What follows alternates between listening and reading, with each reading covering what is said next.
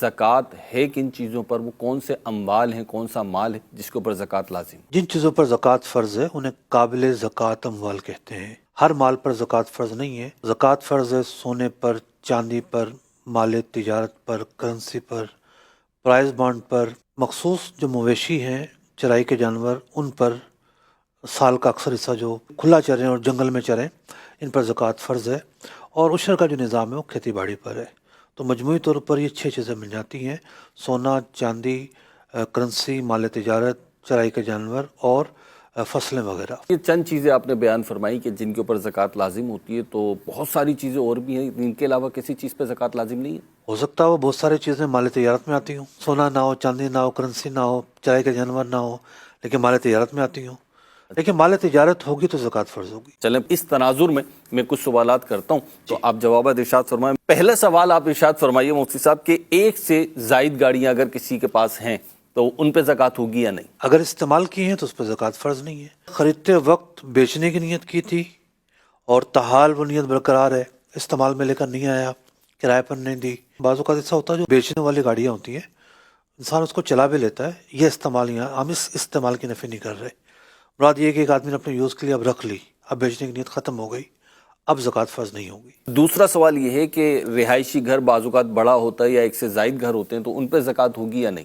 آپ نے خود بیان کر دیا، رہائشی کا مطلب یہ ہے کہ مال تجارت نہیں ہے، تو ایسے گھر پر زکوٰۃ فرض نہیں ہوگی۔ اسی طرح تیسرا سوال یہ ہے کہ بعض اوقات گھر کا کچھ حصہ یا دوسرا گھر کرائے پہ دیا ہوا ہوتا ہے تو اس پہ زکوٰۃ ہوگی یا نہیں؟ کرائے پر جو چیز دی جاتی ہے تو ظاہر بات ہے اس کے خریدتے وقت بیچنے کی نیت نہیں ہوتی ہے بلکہ رکھنے کی نیت ہوتی ہے، تو کرائے پر چلانا جو ہے یہ مال تجارت کی نفی کرتا ہے، تو ایسے مکان پر زکوٰۃ فرض نہیں ہوگی۔ ہاں جو آمدنی حاصل ہو رہی ہے وہ اگر نصاب کے سال میں جو بھی ہوئی وہ رقم کے ساتھ جمع ہو جائے گی۔ چوتھا سوال یہ ہے مفتی صاحب، ہیرے جواہرات جیمز جو ہوتے ہیں تو ان کے اوپر زکوٰۃ ہوگی یا نہیں؟ استعمال کے ہیں تو ان پر زکوٰۃ فرض نہیں ہے۔ جس طرح سونا ہے، سونا چاندی وہ کسی مقاصد کے لیے بھی ہو اس پر زکوٰۃ فرض ہے، لیکن ہیرے جواہرات جو ہیں وہ سونا چاندی نہیں ہے۔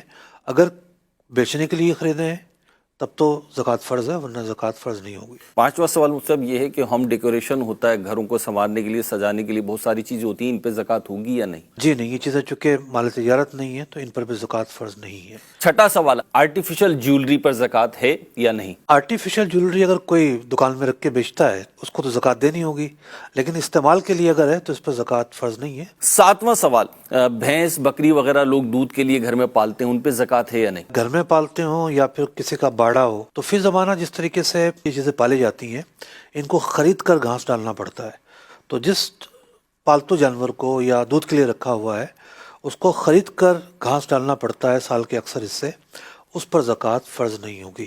آٹھواں سوال، قربانی کے لیے جانور پالا، اس پر زکوٰۃ ہوگی یا نہیں؟ اپنا جانور پالا ہے، قربانی اس کی کرے گا تو ظاہر بات ہے مال تجارت نہیں ہے۔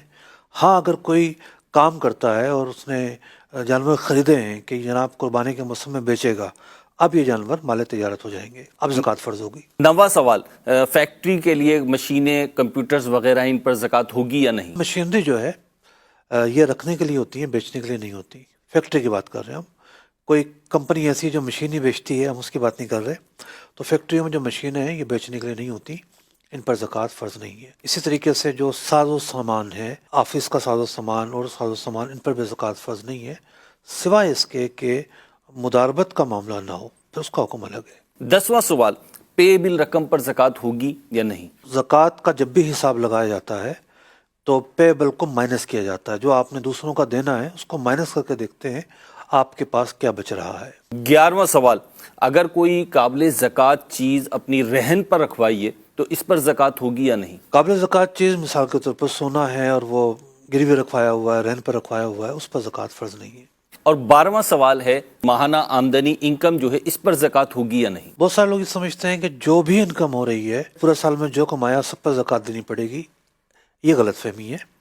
اصل یہ ہے کہ نصاب کا سال جب پورا ہوتا ہے قمری اعتبار سے، اسلامی مہینوں کے اعتبار سے، اس دن قابل زکوٰۃ اموال میں سے آپ کے پاس کیا موجود ہے۔